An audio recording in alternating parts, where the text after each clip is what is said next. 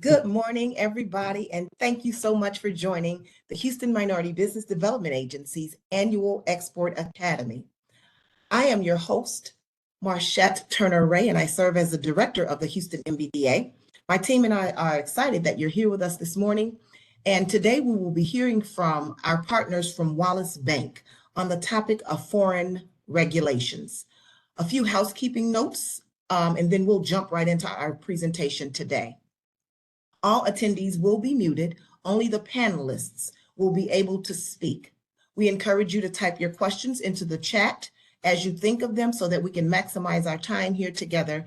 And the last moments of this webinar, of course, will be dedicated to Q&A. Please also keep in mind that if you register for all 5 of our virtual sessions, register and attend all 5 virtual sessions, you will be invited to our final in-person export panel and certificate ceremony on October 10th. So you want to register and attend all the virtual sessions so that you can be invited and then receive a certificate, have a nice lunch, all that good stuff. So help me welcome, or virtually welcome, if you will, my team. Of course, they are Ms. Jessica Vasquez, Ms. Diedra Sutton, and Ms. Tanya McGilbra.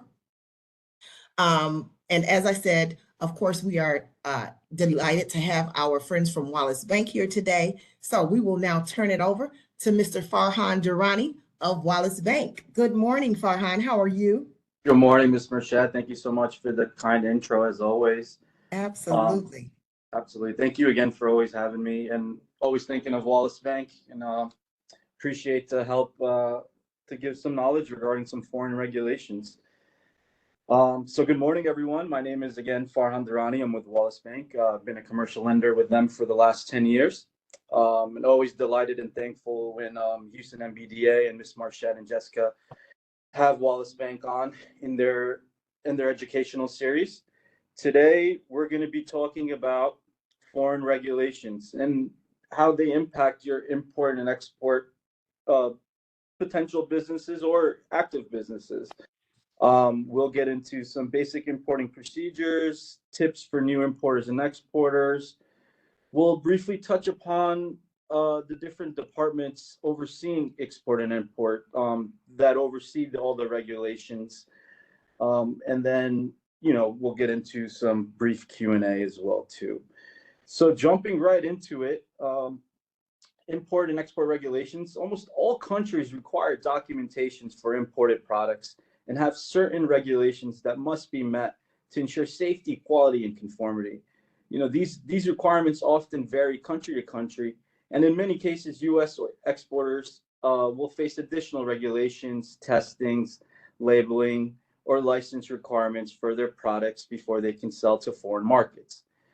When developing a time frame for your export plan, try to take some of these potential factors into account for your international market research.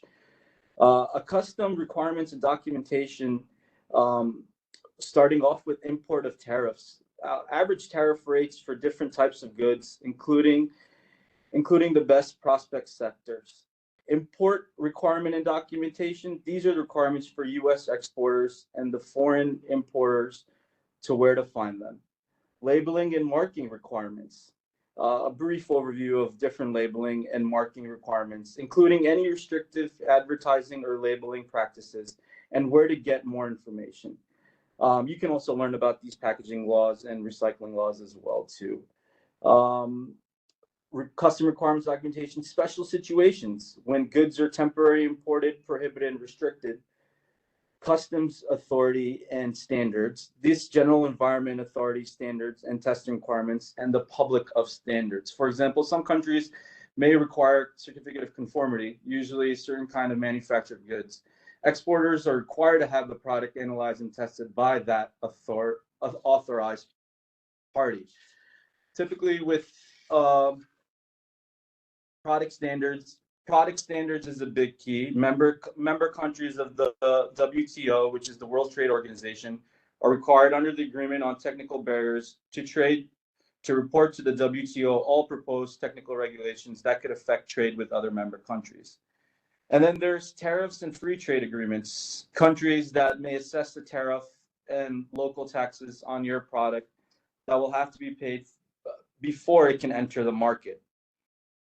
To look up usually these foreign tariffs and taxes, I usually advise to go to the www.trade.gov, which they have a plethora and unlimited useful information, to help figure out where the tariffs and the embargoes are and which countries. Very good, helpful, and beneficial resource. I always advise when exporting out from the U.S., always to assess your country risk. Depending on the country you're dealing with, take a look at some risk factors before dealing with the country, such as political stability,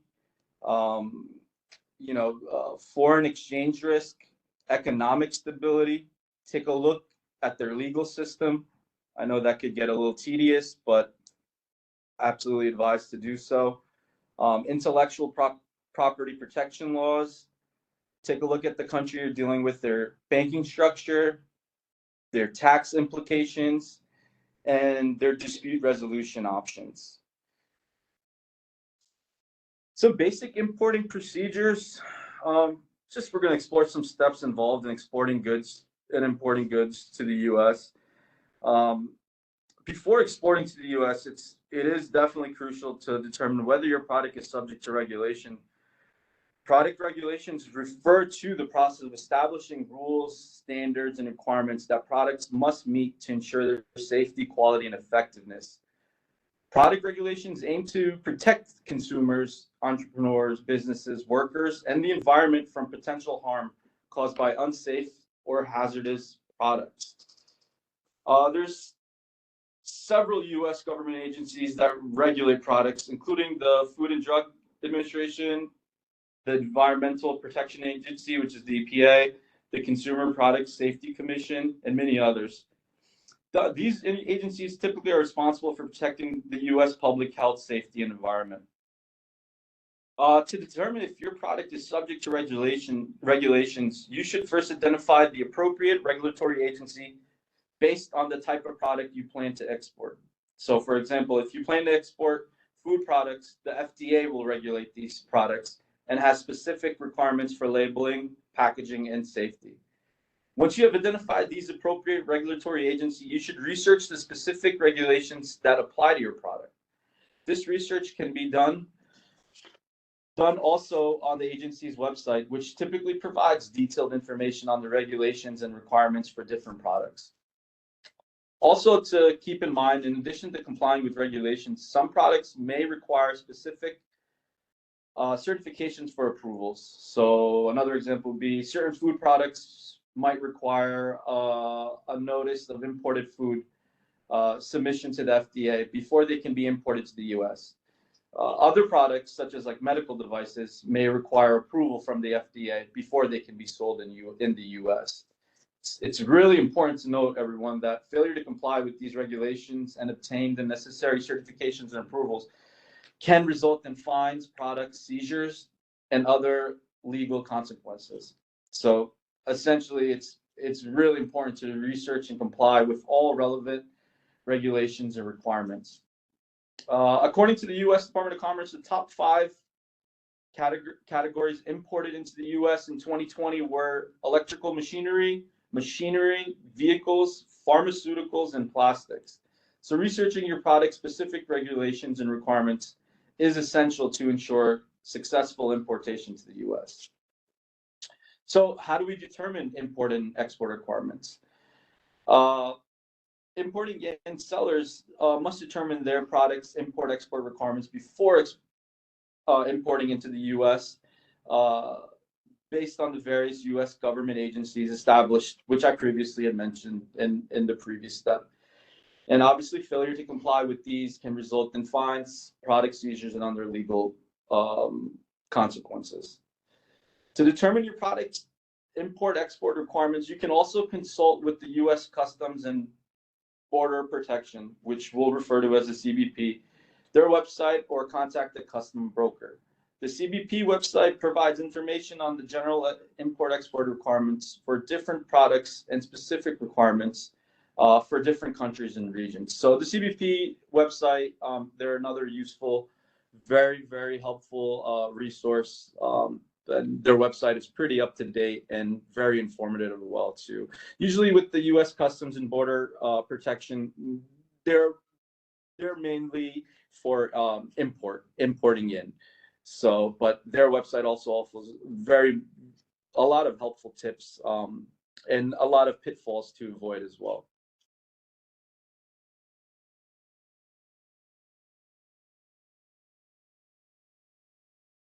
In addition to general import-export requirements, your product may require additional licenses, permits, or certifications. Some of the possible import-export requirements include an import-export license, which is certain products require an import-export license issued by the U.S. government. So, for example, the Bureau of Industry and Security regulates the export of goods and technology that have military or strategic importance. And just a side point, when exporting on the 95% of products for exporting really don't require a license. Just keep that in mind. It's usually mostly for importing, and when that 5% for exporting, when requiring a license, it's typically a product when there's additional eyes on it. Typically, I would say like arms, and banned delicacies, depending on those type of regulations. Duties, tariffs, and duties are taxes on imported goods that are collected by the U.S. government. The amount of tariffs and duties varies depending on the product, its country of origin, and the specific trade agreement in place. FDA approval, the FDA, Food Drug Administration, they'll regulate products such as food, drugs, medical devices, and cosmetics. Many of these products require FDA approval before they can be imported into the USA. EPA approval, this regulates products such as pesticides, chemicals, and environmental pollutants. Some of these products require EPA approval before they can be imported into the US. CPSC approval, this regulates products such as toys, electronics, appliances. Some of these products require CPSC approval before they can be imported to the US. To determine if your product requires any of these import-export requirements, you can also check the specific regulations and requirements for your product on the relevant agency's website. So again, these agencies, they have branched off maybe 4 or 5 of these agencies specific to the type of product you're giving. So before determining to see, what requirements you can have, you can easily pinpoint into the agency which provides the guidelines for that subject product. You can also, outside of the relevant agencies, you can also consult a customs broker or an attorney specializing in import and export regulations as well. Another fun fact, according to the U.S. International Trade Commission, the top 5 imported products in the U.S. in 2020 were motor vehicles, crude oil, good vehicles, cell phones, and computer. So it is essential to research your product's specific import-export requirements to ensure successful importation to the U.S. So we see, how do we determine landed costs and collected duties and taxes? So sellers, when importing into the U.S., should determine the landed cost of their product, which includes the cost of the product, shipping, and any duties and taxes that may be applicable. Landed cost is the total cost of a product when it arrives at the buyer's doorstep. It is essential to calculate this cost accurately to avoid any unexpected fees or delays at customs. In some cases, maybe foreign sellers may be required to pay duties and taxes when importing goods into the U.S. Duties are taxes levied by the U.S. government on certain imported goods, and they vary depending on the product's country of origin and the specific trade in that moment of time. Taxes, on the other hand, are sales taxes that are typically levied by the state or local government and are based on the product's value. If the seller chooses to pre-collect duties and taxes at checkout, they can work with software solutions to accurately calculate and collect these costs. There's plenty of platforms out there that can help streamline these calculations and costs for your business.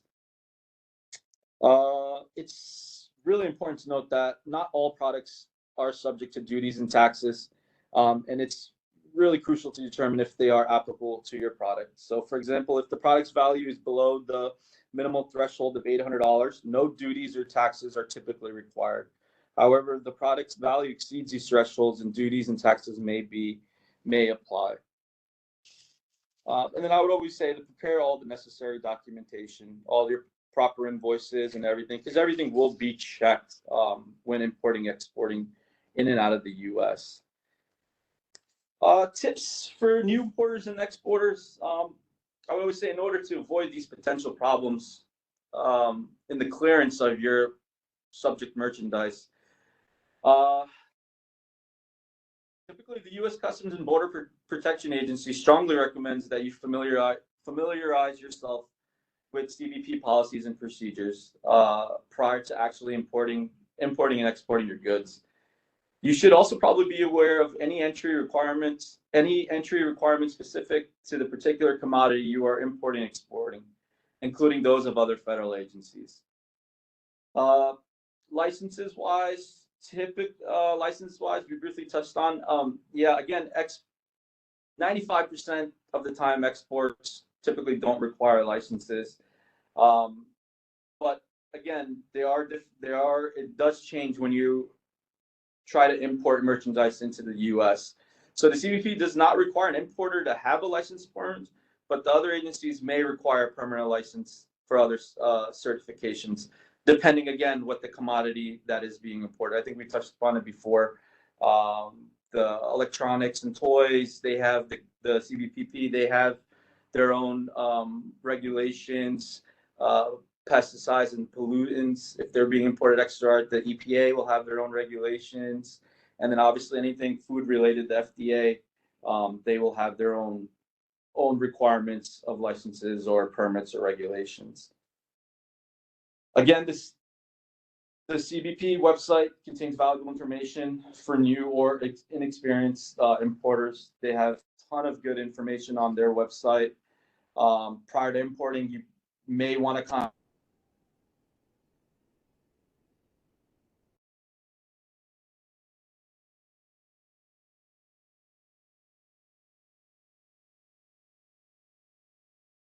Did we lose you, Farhan?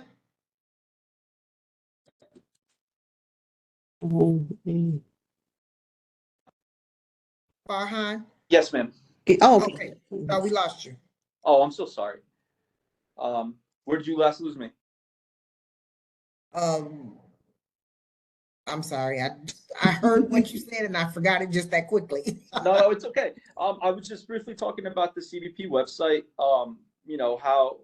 How beneficial that is for brand new importers, and even the experienced ones too, just because they constantly update their resources online as well too. And I think I was getting into prior to importing too. It's always encouraged to contact the CBP office at the port of entry where your merchandise will enter the U.S. as well too. And even though CBP website, it does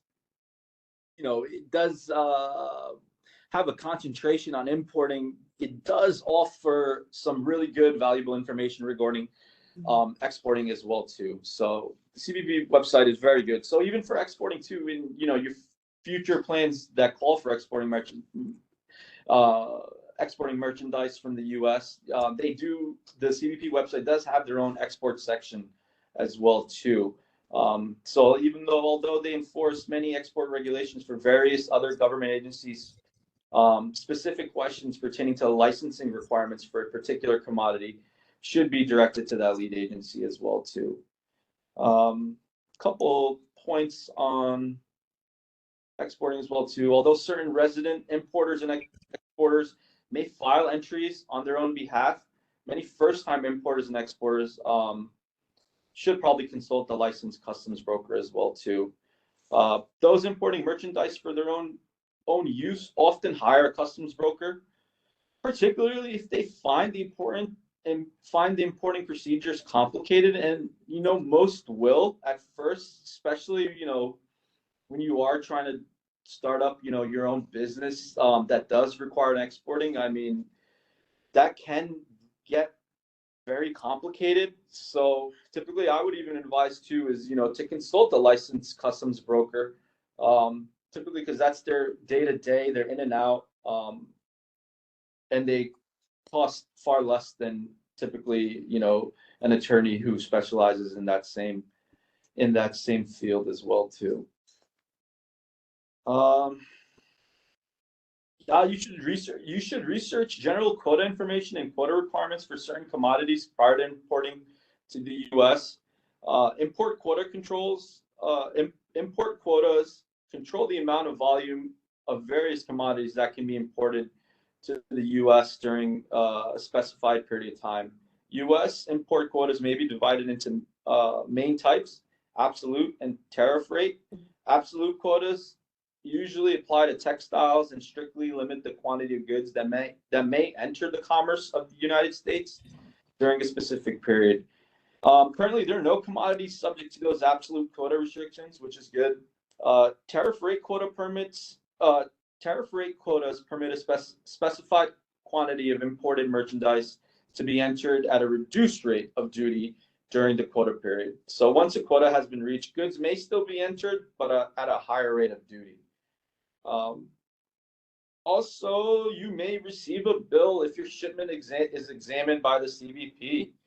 Please keep that in mind. CBP has a right to examine any shipment imported into the United States, and it's important to know that you, the importer, must bear the cost of such cargo exams. So per their regulations, it's the responsibility of you, the importer, to make the goods available for examination. So keep that in mind too. Not all the time, not whenever. Maybe you never gotten checked by them 15 straight times, but there's always that chance of CBP checking the goods. So for example, if your shipment is selected for examination, it will generally be moved to the centralized examination station so the exam can take place. So they usually take you over to another private area where they'll be able to, where the officers will do the physical examination and unload and unload the shipment from the container and then reload it after the exam. So the CBP is a great tool again too. They have a lot of rules in place for things, but most of these rules are for the safety and protection of U.S. public health. Again, I think I've said it multiple times, because it always comes up for exporting. Do we need a license? The answer is 95% no. Of all items exported from the United States don't require an exported license. As such, only a small percentage of all U.S. export transactions require licenses from the U.S. government. For exporting, these laws and regulations determine whether or not you can sell your product to an international buyer, which countries you can export it to, and to which buyers you can sell. However, just because your product is among the 95% that does not require license doesn't mean that you can sell it to anywhere and to anyone. It is up to the exporter to determine whether a product requires a license and to research on your own the end use of the product. Pretty much, you have to do your own due diligence if you're exporting regarding every transaction.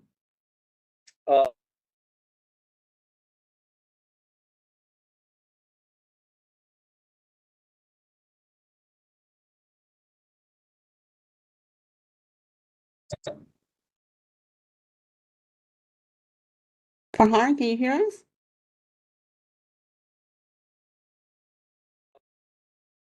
Farhan, I think you cut out again. Did I cut out? Did I cut it out again? I'm sorry. I think I was getting a call. I apologize. So we were just talking about exporting again. We're talking about exporting, and pretty much it's up to the exporter to do their own due diligence regarding every transaction. Essentially, 95%, of exporting doesn't require a license. But again, that still does not mean you can sell it to anywhere, sell it to anyone or anywhere. It's up to the exporter to see, whether the product requires a license and to do their due diligence. Some of these, for the majority of these U.S. exports, I was getting into the different bureaus who oversee much of the exporting from the U.S. I was in the Bureau of Industry and Security.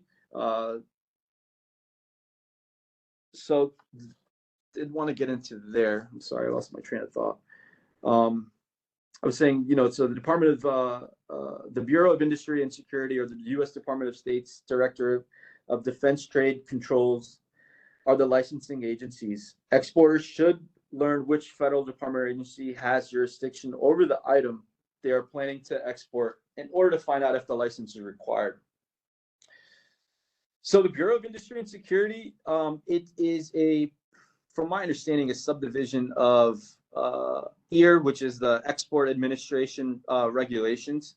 But the Bureau of Industry and Security, BIS, so they're the ones that administers the U.S. laws, regulations, and policies governing the export and re-export of commodities, software, and technology falling under the jurisdiction.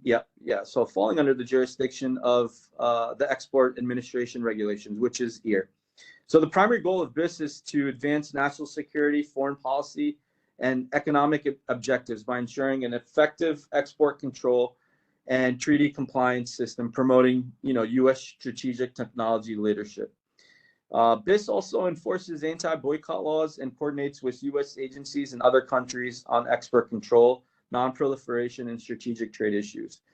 And BIS is also responsible for implementing and enforcing the EAR, which regulates export, re-export, and the transfer of items with commercial uses that can be used in conventional arms, weapons of mass destruction, terrorist activities, or human rights abuses, and less sensitive military items. So get in a little bit of that.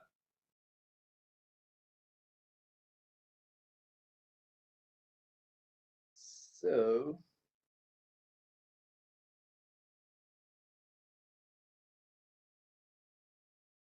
any questions so far? I know I've gotten a little bit into the import and all these lies and regulations can be a little bit dense, for lack of a better word. But if you guys have any questions, let me know while I transition to. Okay, because we don't have any yet, Farhan. You don't have yeah, any? you can go. Yeah, you can go ahead and transition. We don't have any as of yet. Okay, perfect. Thank you. Perfect.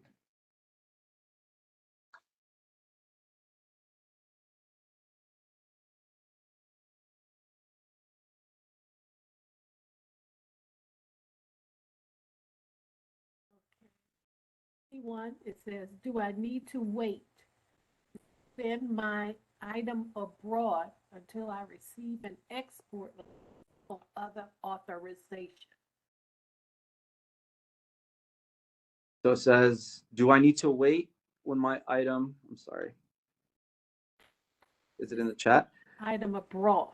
Do I need to wait to send my item abroad until I receive an export license or other authorization? Right. Well, it depends. Yeah, that will depend. Typically, if you're sending it to a family member, whatnot, you shouldn't be. But for your business related wise, absolutely. I think you do have to wait to receive. It doesn't necessarily have to be an export license. Most likely it could be a temporary permit, but yes, you would need to wait to send the item abroad until you receive some kind of authorization or permit, just because there is going to be a middleman, which is typically a customs broker, who will be pretty much the middleman of the transaction as well too. So there's could be a few different ways, but typically, yeah, you should wait for some sort of authorization or permit or clearance from the country that you are sending the export. Absolutely. Okay. And I kind of had a question myself. I didn't type, but I was wondering what type of enforcement is there on these regulations? Oh, that's a great question. There's plenty of enforcements. There's civil fines, penalties, banning. You could be banned from ever exporting or importing in, and then the worst, outside. I mean, all the ones I've told you are pretty bad, but also seizures. These government agencies can come in and take your product without the proper documentation and did not follow the proper regulations or guidelines. And that's the worst, for the government to come in and just swoop up and seize all your goods. So there are a lot of penalties, and if proper guidelines are not followed. Is there one regulatory agency, or is it just like IG office or something? My understanding, I guess, from my understanding, I think it depends. It depends on the agency that's overlooking it. So I would want to say if there's any food or anything related, the FDA would come in and seize. Anything, pollutants or pesticide or any of these environmental concerns, the EPA could come in and seize. And then anything with electronics or toys or anything, the consumer protective agencies can come in and seize. But that's from my understanding. I will have a PowerPoint later, and I should have that answer cleared up in there too. But from my understanding, it depends on the type of agencies overlooking that certain product. Okay, and then you can go ahead and complete your presentation, Farhan. We want to get to the end of it so that we can get to all the questions. Yes, ma'am. So I'm just gonna absolutely. So I'll finish up. Well, I guess it's a great leadway. I did want to just talk about OFAC. OFAC real quickly.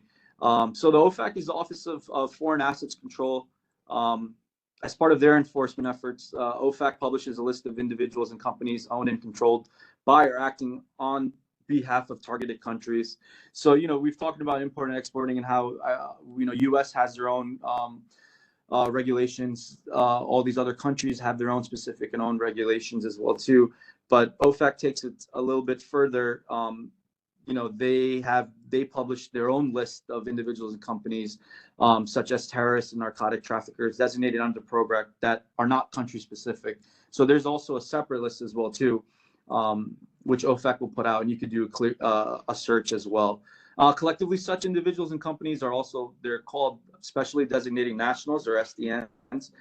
Their assets are blocked, and U.S. persons are generally prohibited from dealing with them as well, too. So there's also a special list as that, too, if you're unsure who you're dealing with it. I obviously don't advise. I obviously advise to take a look at, the SDNA list, to look at the countries that are on there that, I would advise probably not to start any exporting or importing businesses with. And last, before at least, just wanted to quickly just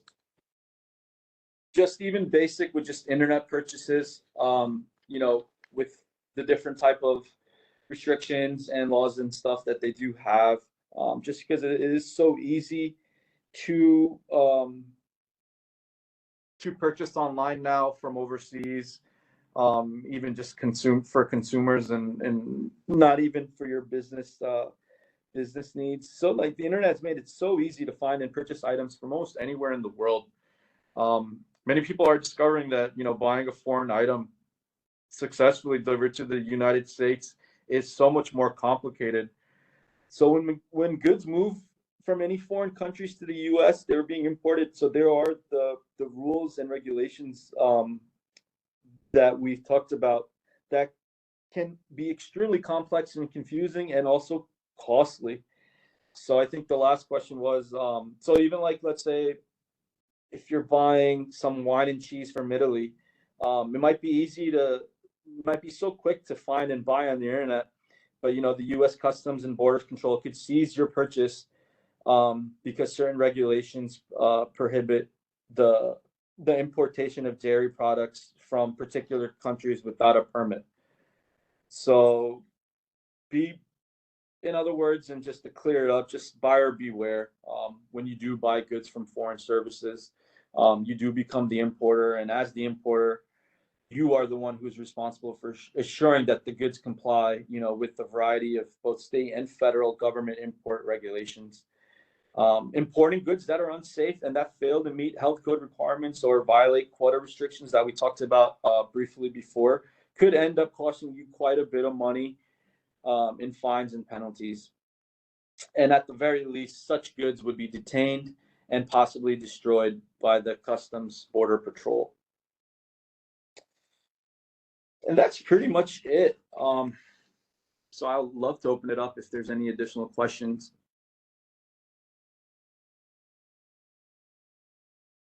Okay. Tanya or Diedra, do you see any questions in the chat? Farhan, what is the role of Wallis Bank in foreign regulation?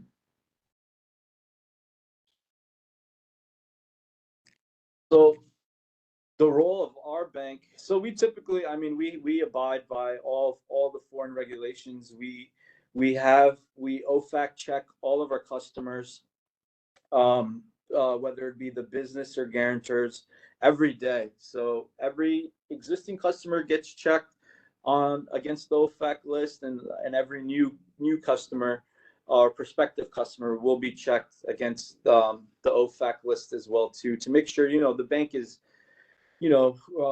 adhering to all safety and safe harbor requirements and guidelines that we have to go through, and to obviously make sure we're not dealing with anybody on these subject lists. To further that, foreign regulation, how do we adhere to this as well too? We follow all basic all import export laws as well too, depending not only how it pertains to the banking industry, but dealing with other countries as well too. Just because the multiple countries that I've dealt with, with Wallis Bank, they all have their different laws and requirements as well too. So it's always very for me, depending on the country, if it's unfamiliar with, it's even for me and the bank to brush up on any new and existing laws or any different type of financial condition or economic or political condition the country may have as well too, to make sure that our lending processes and our Wallis Bank is following all guidelines and regulations as well too. So there's a lot that goes into it, and we do a great job to make sure that we adhere to all those processes.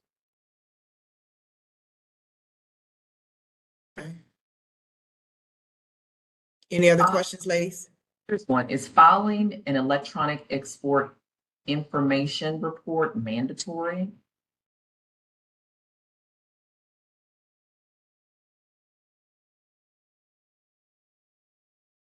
Did you get that? Farhan, you're muted.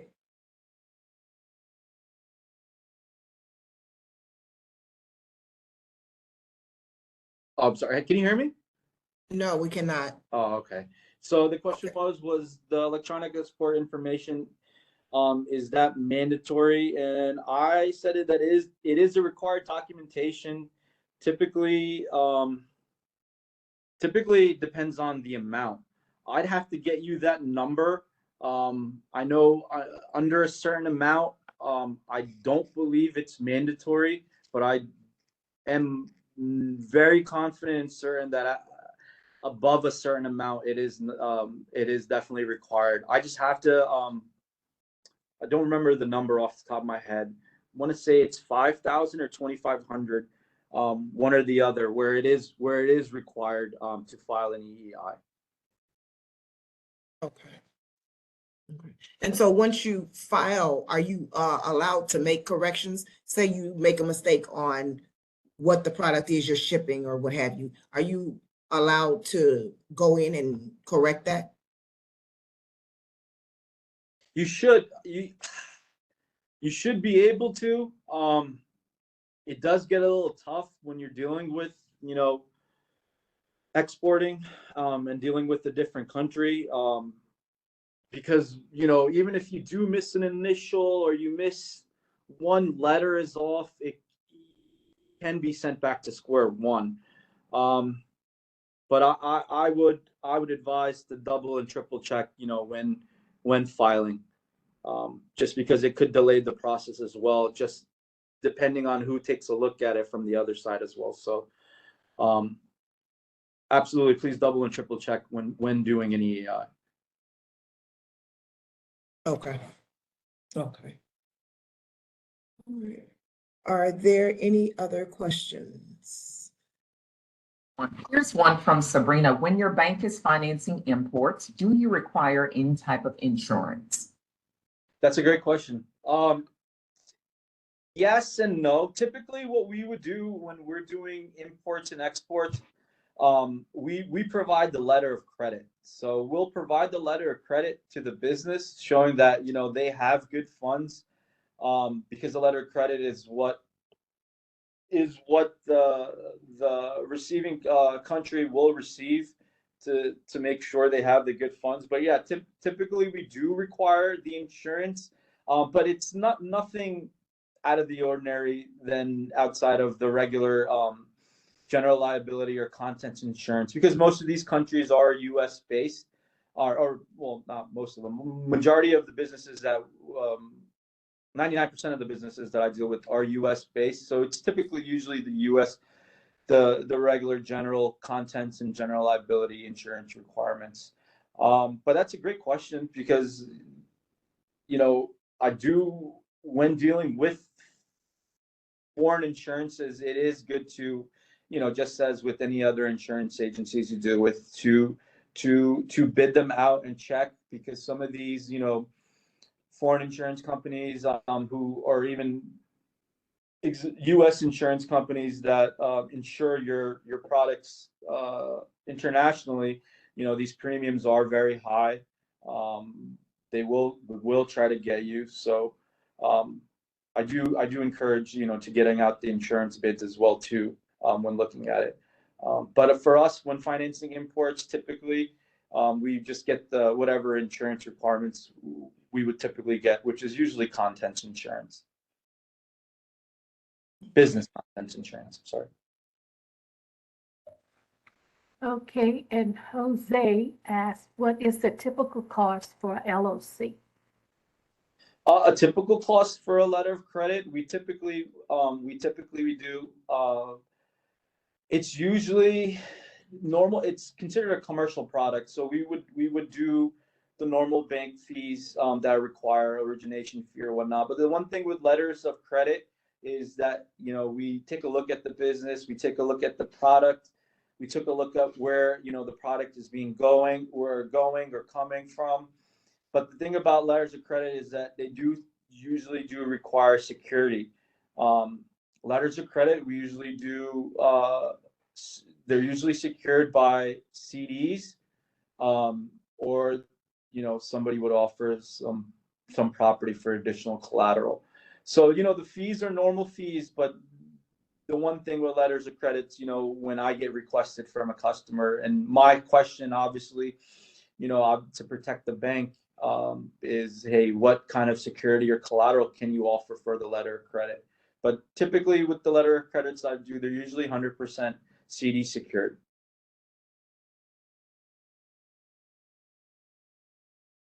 But Jose, the typical cost for LOC, percentage-wise, it's your normal bank fees. It's anywhere from 0.5% to 1% origination.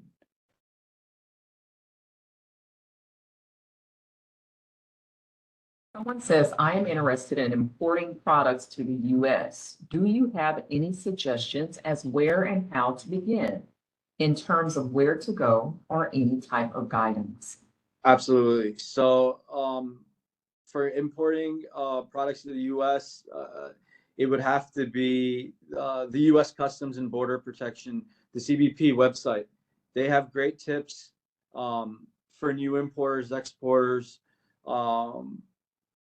a step-by-step guidelines, pitfalls to watch out for, I would recommend the cbp.gov website.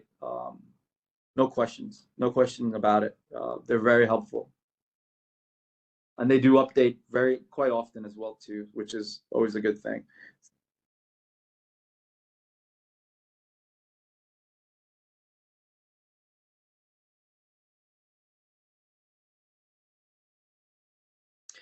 Got a question. Does Wallis Bank provide export-import loans? Typically, again, it's usually with letters of credit. So we'll do a commercial letter of credit for import-export type deals. Import-export loans, I haven't come across any. I might have a colleague here and there, but typically, no, we really don't. But we do letters of credit. That's up our alley as well too. So.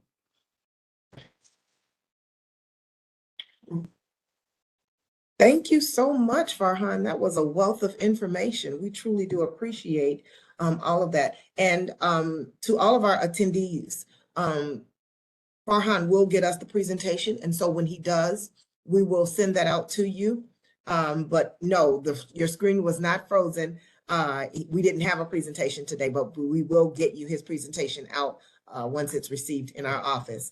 So again, thank you so much, Farhan. We do appreciate you and your time this morning. Thank you so much again, Ms. Marshette, for having me.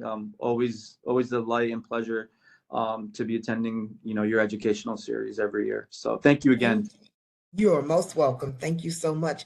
All right, everybody, we gave you a little bit of time back this morning. Thank you so much for being here with us, and tune in next Tuesday at 10 o'clock, where you will hear about the benefits and opportunities of exporting from our very own good friend, Willie Verbrugge of SCORE. So tune in next Tuesday at 10 a.m. right here on this webinar platform. Thank you, everybody. Have a great day.